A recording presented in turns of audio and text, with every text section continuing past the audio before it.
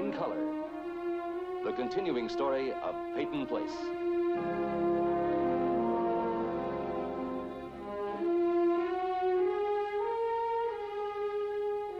Starring Dorothy Malone as Constance Mackenzie, Ed Nelson as Michael Rossi, Ryan O'Neill as Rodney Harrington, Barbara Parkins as Betty Anderson, Tim O'Connor as Elliot Carson, Christopher Connolly as Norman Harrington, Patricia Morrow as Rita Harrington, James Douglas as Stephen Cord.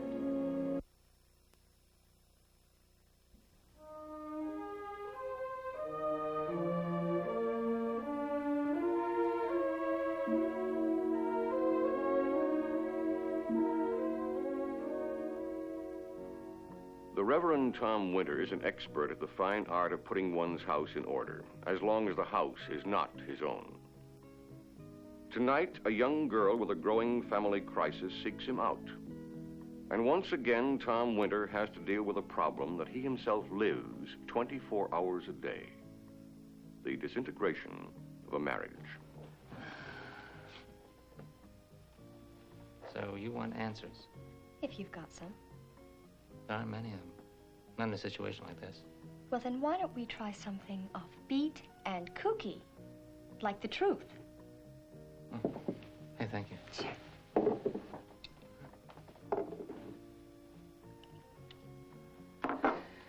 Carolyn, you gotta understand that in a situation like this... That sounds like the beginning of How to Talk to Young Children and Small Animals, Chapter 9. You'll understand when you grow up, dear. Everything will work out for the best, dear. Don't take it so hard, dear. Did it ever occur to you that your mother might just possibly be trying to protect you? From what? Being hurt. Being hurt more. That'd be a neat trick. You seem to act as though you think your parents are getting a divorce just to punish you. Do you think it is easy for them to admit failure? Do you really think they want you to know how much they've hurt each other? Because they don't love each other anymore? That could be part of it. Well, from what I can gather, that goes for half of the couples in this town, maybe even the world. But they don't all go rushing out and get divorced. Sometimes divorce seems like the only solution. They haven't tried any other solution. Listen, Carolyn, I am not pushing for divorce, not in this case or any other case. Well, you haven't done anything to stop it. I talked to your parents, I both know, of them. I know. But it was past the time that I could do any good. So you hung it up just like they did. Would you want them to live a lie just to satisfy your needs? Just go through the motions just for your sake? When they feel all the reasons for their being together are gone? Okay, well, one day, Daddy came home just the way he always did. And the next day, Mother was talking to a lawyer about mental cruelty. Oh, yeah, that's my father. Cruel. He's the cruelest man in town. You don't believe that any more than I do. Just because they hung it up doesn't mean we have to. I'll talk to your mother again. Well, you better talk fast. Why? Haven't you heard it's official? We're moving to New York. When do you leave? As soon as they finish dividing up the spoils. You know, you take the refrigerator, I'll take the television set. We'll flip for the lawnmower, and then we'll divide Carolyn horizontally or vertically. You know, it's funny. Whenever parents do anything that they know is wrong, they try to buy you off. This time it's luggage. Up to $200. That's groovy, huh? Me with a set of $200 luggage?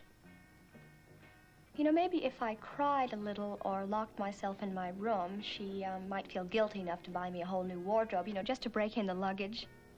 Why should your mother feel guilty? Because I don't want to go to New York and she knows it. Carolyn, doesn't that sound a little selfish? Yes.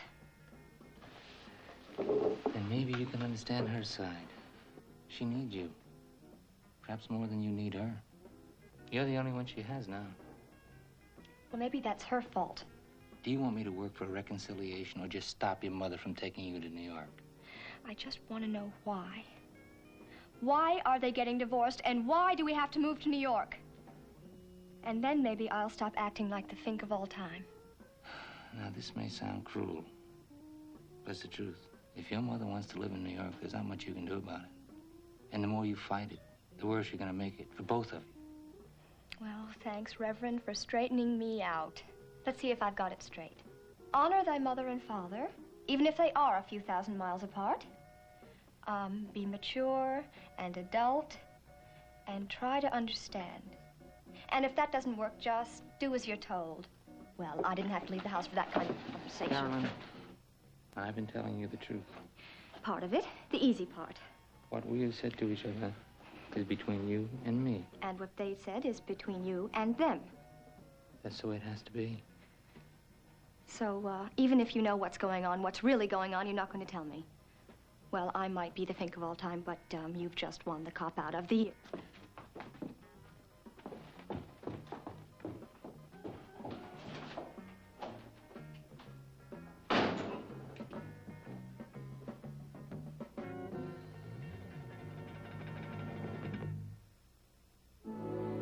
I'll get it, honey. Elliot, have Jerry leave them outside. We won't have room to turn around in here. Okay, okay. Not Jerry, honey. It's Rodney. Come in, my friend. Welcome to chaos.